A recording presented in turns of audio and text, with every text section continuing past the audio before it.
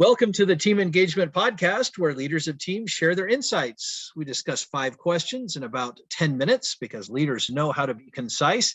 And I am very pleased to introduce our guest on today's episode. This is Vivek Raj, and he is the CEO of Options Lake out of Chicago, Illinois. And Vivek, thank you so much for being on the podcast today. What would you like the people to know about Options Lake and what you do?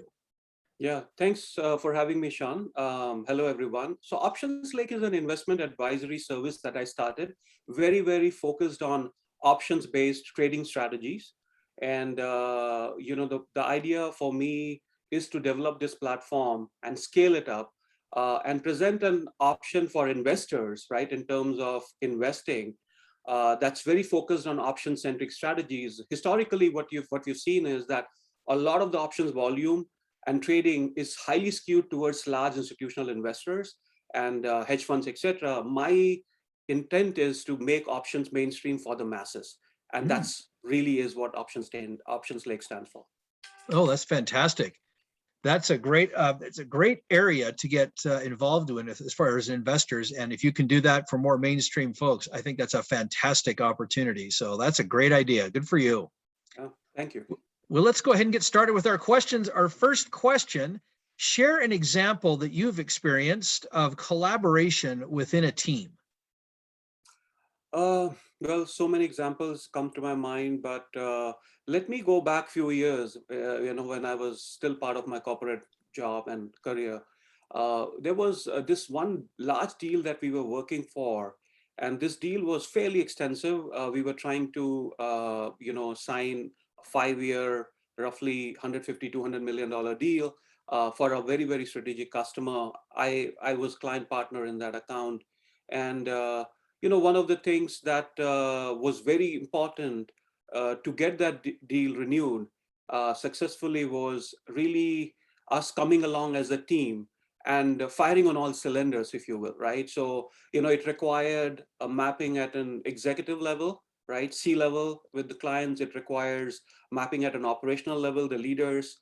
It requires even mapping at a manager level, right? From the client perspective, so that our message was heard loud and clear, and we were able to obviously articulate all the good things that we've done, right? The challenges that still existed and how we were able to resolve it. And that required my team coming together, right? And not only my team, even my, my boss at that time, right? Having that mapping done at senior level. So we rallied as a team, and what came out of that exercise, and it was an intense 4-5 months of negotiation, we came out successful, and it was all because of teamwork, and it was all because of a concerted plan that we were able to make and articulate to our customers in a very methodical and structured manner. So I believe that, if you are actually going and have to achieve something in an environment where, accomplish big things, especially in a corporate sort of setup, and you really need to the team to come together and work together. That's a great example. I really like how you talked about the communication over a longer period of time, 4 or 5 months in this case. So that's a great example of that kind of that long-term communication and collaboration. You require a sustained level of effort for any of these things to happen. What's very important is sustained level of effort and planning, which gets you through the finish line. Love it. Love it. Question number 2. I hear from other leaders of teams that it can be a challenge to get team members engaged and to measure engagement. Tell us a little bit about your thoughts. I feel maybe a bit different on this, right? I feel that the measuring the level of commitment or engagement within the team is not that hard, right? And look, the first and foremost is that one needs to empower the team, right? One needs to set the goals and objectives in a measurable way, very clearly for the team members, right?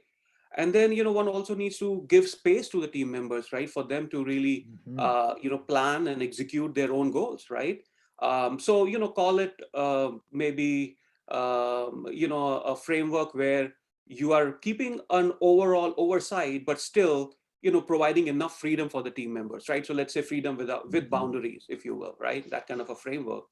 And I believe, and we've tried it, I've tried it many, many times over the years with the team, it works. One very important point here would also be that has worked really well for me is, having that human connection as well with the team, right? Sometimes I feel that if you get your communication with your team only for very specific transactions, right, or only work related interactions, sometimes it just doesn't really yield the right result. So you always need to maintain that human connection, touch and feel as well with the team, right? They need to be they feel that you have their back, right? And I guess those are really the ways. And once you have defined those goals, objectives, as I was talking about, it's just then all about looking at it, taking a checkpoint. Maybe there are some problems some of the team members may face, some challenges because of the external reasons. Some may be more specific to them, right? And as a leader, you need to sit with them to understand those problems and try to resolve them, right? On a case by case basis. That has been really my mantra, and I have been fairly that way blessed to have teams that have rallied with me, and we have been able to create a win-win sort of scenario out of that. That's a great example. And I especially liked what you talked about with that human connection, about having that human connection with each of the people on your team. I think that that is really important. So I appreciate you emphasizing that. Question number 3, based on your experience, Vivek, what is one quality of a confident leader? Well, let me think. So now with my startups, right? I'm living, breathing it 24/7, and one of the things that really distinguish or differentiate one startup from other, or provide one startup, or to be successful, is essentially your clarity of thought process, and you know really the conviction behind your ideas, or the thought process, and executing it. That's all it takes, right? And as I sort of go back to my startup journey for last few years, especially when you are trying to build a new company, right? You're starting from an idea, and then you are trying to build a business plan around that idea, and then trying to monetize it. There'll be lots of challenges that will come along your way, right? Lots and lots, and there'll be a lot of noise also that will come along your way, from different areas, different from the most unexpected ones, right? But then as a leader, you need to know to filter it, right? All those noises, and at the same time, as long as you have conviction behind that idea and a plan to execute on that idea, that all what matters. And being a co-founder, someone who's starting a company, that's extremely important. And as people around you see that conviction in you, and see maybe a little bit of success, then guess what? The magic happens. A lot of people will join forces along with you, right? And be ready to be walking, running along with you on that journey. And that's what I believe is matters the That's most. a great comment. Conviction. That makes a big difference. You're right. It inspires that same motivation in those that are joining your team. That's a great observation on conviction. I like that. Question number 4, share with us a time when someone made a difference in your life.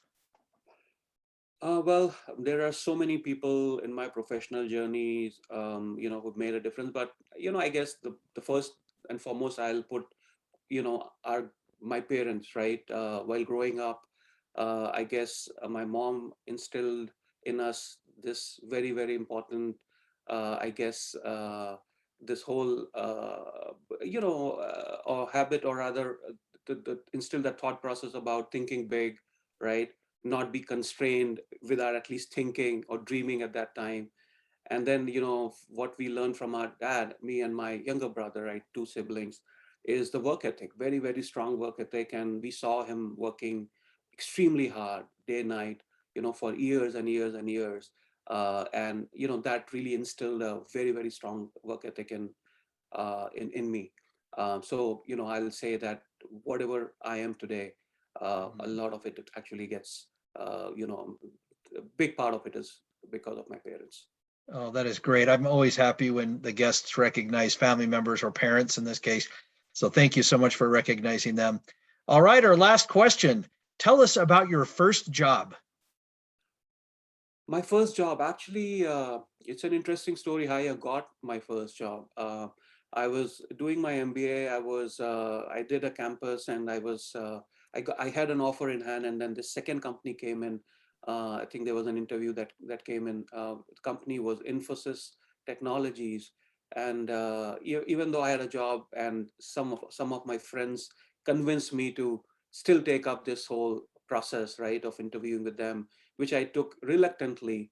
And, I mean, as things would have it, in about 10 days' time, I had an offer in hand from them.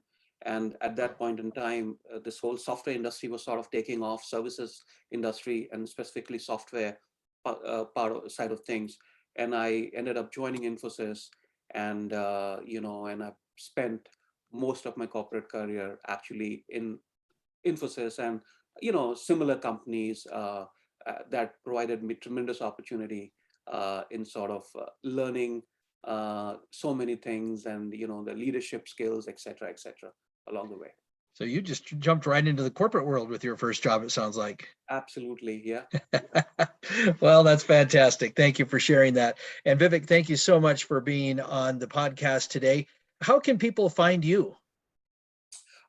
If people need to reach out, they can reach out to me at Vivek. It's Vivek at optionslake.com. Option with an S, lake.com.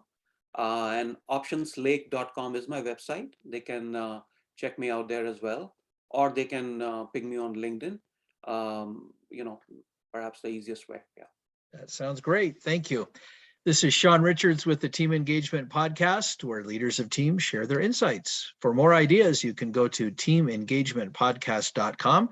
Once again, teamengagementpodcast.com. And we invite you to subscribe to the YouTube channel or to the audio version of the podcast. We'd love to have you on either one of those. Thanks so much for joining us today. Have a great day.